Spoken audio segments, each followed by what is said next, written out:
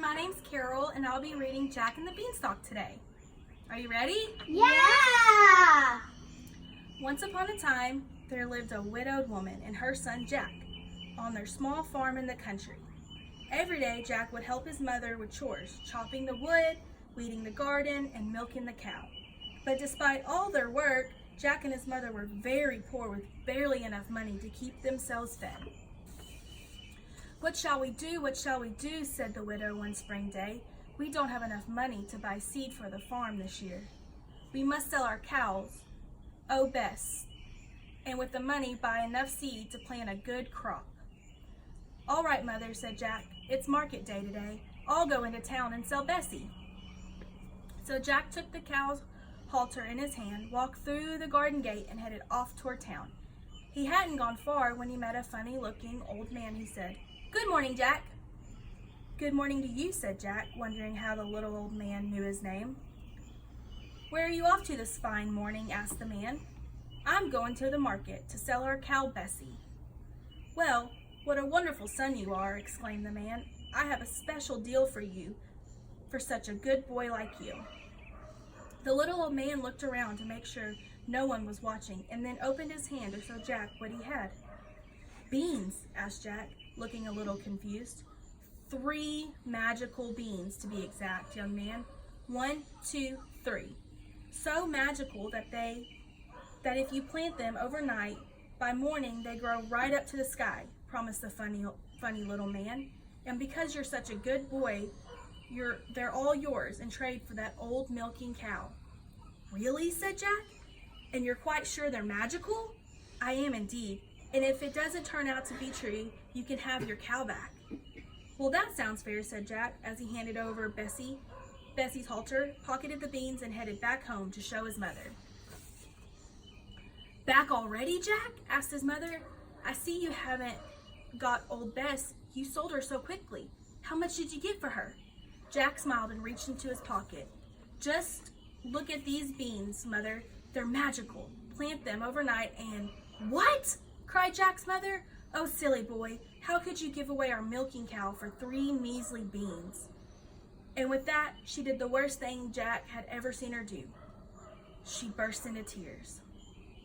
Jack ran upstairs to his little room in the attic, so sorry he was, and threw the beans angrily out the window, thinking, "How could I have been so foolish? I've broken my mother's heart." After much tossing and turning, at last Jack dropped off to sleep. When Jack woke up in the morning, his room looked strange. The sun was shining into a part of it like it normally did, and yet all the rest was quite dark and shady. So Jack jumped up and dressed himself and went to the window. And what do you think he saw? Why, the beans he had thrown out the window into the garden had sprung into a big beanstalk, which went up and up and up and up until it reached the sky. Using the leaves and twisty vines like the rungs of a ladder, Jack climbed and climbed until at last he reached the sky. And when he got there, he found a long, broad rod winding its way through the clouds to a tall, square castle off in the distance. Jack ran up the road toward the castle, and just as he reached it, the door swung open to reveal a horrible lady giant with one great eye in the middle of her forehead. As soon as Jack saw, he turned to run away, but she caught him and dragged him into the castle. "Don't be in such a hurry. I'm sure a growing boy like you would like a nice big breakfast," said the great big tall woman. "It's been so long since I've got to make breakfast for a boy." Well, the lady wasn't such a bad sort after all, even if she was a bit odd. She took Jack in the kitchen and gave him a chunk of cheese and a big glass of milk. But Jack had only taken a few bites when, thump, thump, thump, the whole house began to tremble with the noise of someone coming. "Goodness gracious me, it's my husband," said the giant woman, wringing her hands. "What on earth shall I do? There's nothing he likes better than boys broiled on toast, and I haven't had any bread left. Oh dear, I should have never let you stay for breakfast. Here, come quick and jump in here," as she hurried Jack into a large copper pot sitting next to the stove just as her husband, the giant, came in. He ducked inside the kitchen and said, "I'm ready for breakfast. I'm so hungry. I could eat 3 cows. Oh, what's that smell?" "Fee, fi, fo, fum. I smell the blood of an Englishman.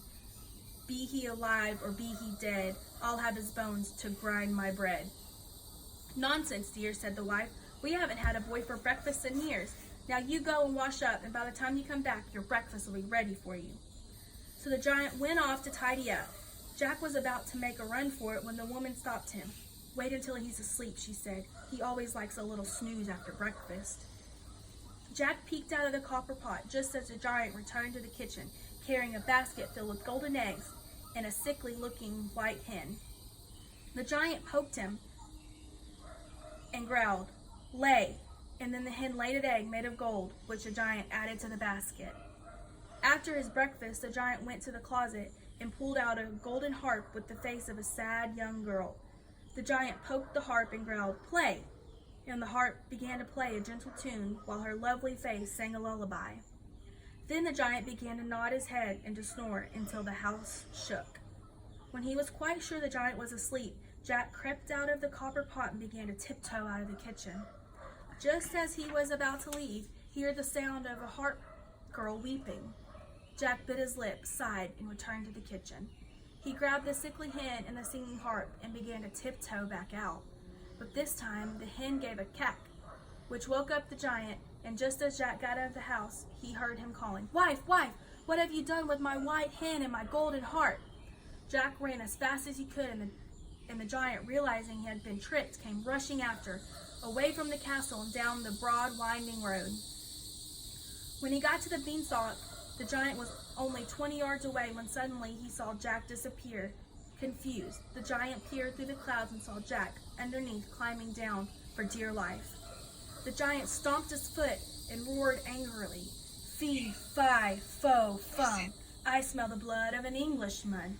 Be he alive or be he dead, I'll have some bones to grind my bread." The giant swung himself down into the beanstalk, which shook his weight. Jack slipped, slid, and climbed down the beanstalk as quickly as he could, and after him climbed the giant. As he neared the bottom, Jack called out, "Mother, please, hurry! Bring me an axe! Bring me an axe!" And his mother came rushing out with Jack's wood-chopping axe in her hand. But when she came to the enormous beanstalk, she stood still with fright. Jack jumped up, got a hold of the axe, and began to chop away at the beanstalk. Luckily, because of all the chores he'd been doing over the years, he became quite good at chopping, and it didn't take long for him to chop through enough of the beanstalk that it began to teeter. The giant felt the beanstalk shake and quiver, so he stopped to see what was the matter. Then Jack gave it one last big chop with the axe, and the beanstalk began to topple over. Then the giant fell down and broke his crown, and the beanstalk came toppling after. The singing harp thanked Jack for rescuing her from the giant.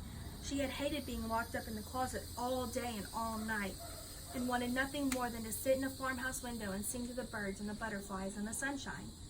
With a bit of patience and his mother's help, it didn't take long for Jack to get the sickly hen back in good health, and the grateful hen continued to lay fresh golden eggs every day.